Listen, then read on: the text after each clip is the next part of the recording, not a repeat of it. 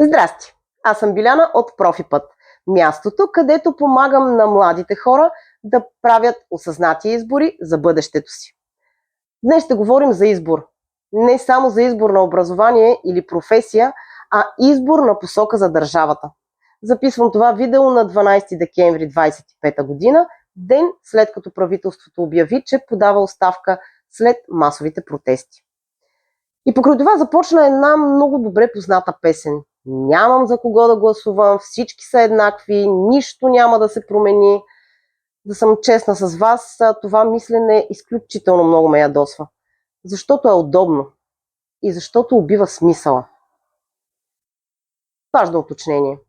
Аз нямам политически пристрастия и няма да ти казвам за кого да гласуваш. Нито пък съм политолог. Това е видео от гледната точка на гражданин и на родител, който държи младите да мислят критично. Защо първият ти вод е голяма работа? Ако гласуваш за първи път, това не е просто ей така. Това е първия момент, в който се заявяваш и казваш: аз участвам, аз имам мнение и аз нося отговорност. И знаеш кое е най-смешното? Хората, които най-много мрънкат, че нищо не става, много често точно те не гласуват. Просто не им се занимава. После обаче са експерти по всичко. И това е абсолютната класика. А защо е важно да гласуваш? Защото от изборът сега зависи управлението на държавата в следващите години. Първо, колкото повече хора гласуват, толкова по-малък е шансът за манипулация на вота. Второ, демократичният избор ти дава възможността ти да избереш политици, програми и начин на управление. Трето, имаш правото да проследиш изпълненията на обещанията и да държиш сметка, ако има разминаване. Хей, нали всички искаме да живеем в демокрация? Изборите са основен компонент на демократичното общество. Ще структурирам процеса на избор в няколко стъпки. Стъпка 1. Не гласувай като всички около теб.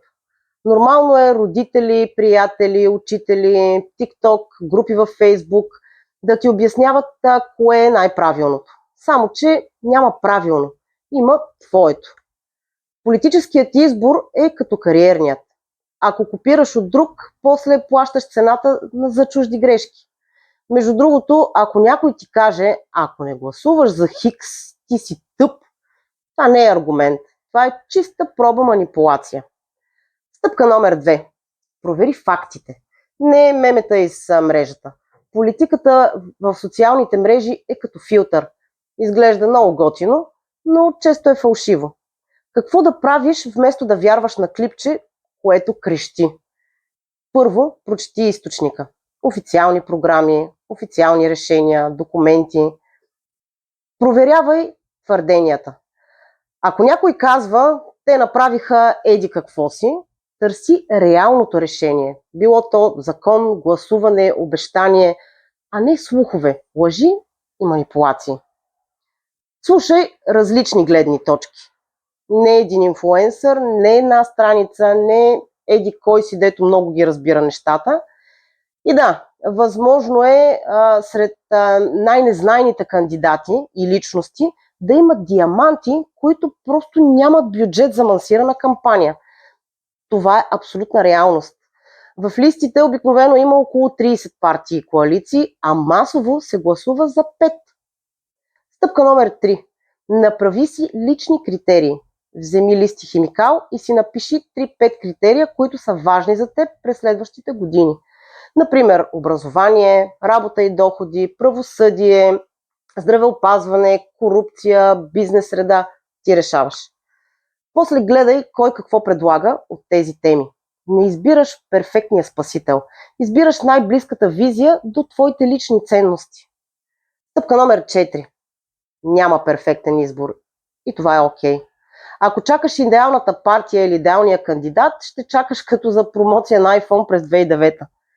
Няма идеални. Има най-близки до теб, има по-далечни от теб, има и такива, които са добри в обещанията, но слаби в изпълнението. Твоят глас е валиден дори ако избереш най-приемливото а не най-идеалното. Ето и практическата част. Как да процедираш в изборния ден? Първо, провери къде гласуваш. Можеш да провериш секцията си чрез онлайн справка в системата на ГРАО. Носи си правилния документ. В България гласуването става с лична карта. Не се допуска гласуване с международен паспорт или пък с шофьорска книжка. А ако си в чужбина, тогава правилата са други и се допуска гласуване с паспорт. Ако гласуваш с машина, следвай стъпките и не бързай. ЦИК публикува разяснения и информации за процеса. Има информация, може да провериш. Ако нещо те притеснява, питаш СИК на място на гласуването. Те са там за това. И това е лесно и просто. Сега относно аргументите на някои хора, няма да гласувам, той вота е купен и подобни оправдания. Когато повечето хора гласуват, влиянието на контролирания и купения вод намалява като процент. Не го романтизирам. Това е проста математика. Повече реални гласове, по-трудно изкривяване на истината. След изборите наблюдавай. Не приключваш с пуснах бюлетина. Гласуването не е финал. То е едва старта. След това следи решенията, следи дали обещанията се изпълняват и не се отказвай да питаш и изискваш отчетност. Гражданският контрол е като фитнес. Не става с едно ходене. Аз вярвам в младите. И го виждам в работата си. И го видях по протестите. Има енергия, има ум, има сърце.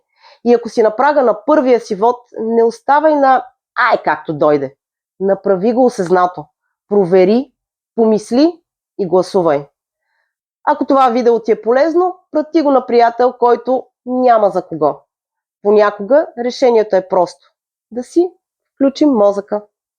Чао и до скоро!